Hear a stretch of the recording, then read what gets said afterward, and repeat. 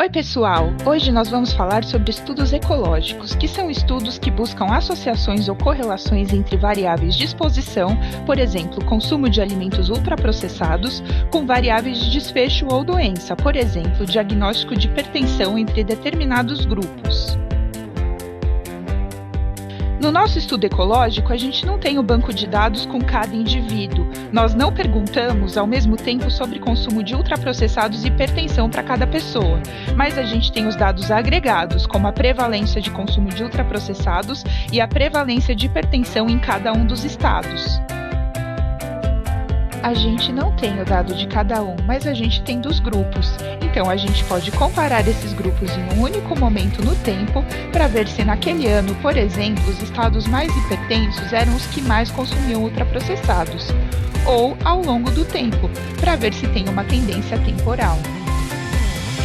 No exemplo da associação entre as prevalências de hipertensão e ultraprocessados nos estados brasileiros, nós estamos falando de um estudo ecológico de comparação múltipla. Cada pontinho do nosso gráfico é um estado. Aí a gente pode pensar se existe associação entre essas variáveis para explorá-las melhor em outros estudos. Então, a gente pode ver o efeito do tempo na variação das prevalências em cada estado. Imagine uma lei que obriga as empresas a avisarem se o alimento é ultraprocessado. Será que depois do ano de publicação dessa lei as prevalências mudam? Isso seria um estudo ecológico de tendência temporal.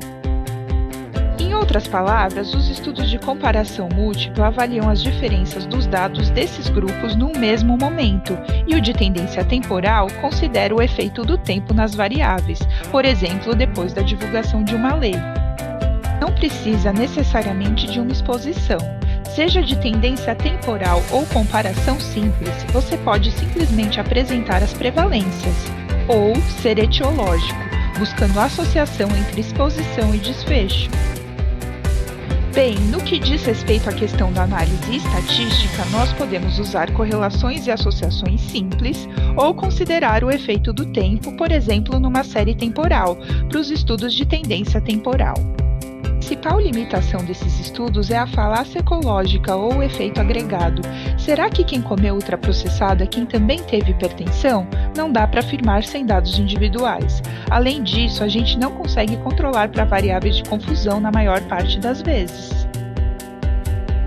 Mas, ao mesmo tempo, esses estudos são rápidos, baratos e usamos informações públicas, e nós podemos formular hipóteses para outros estudos.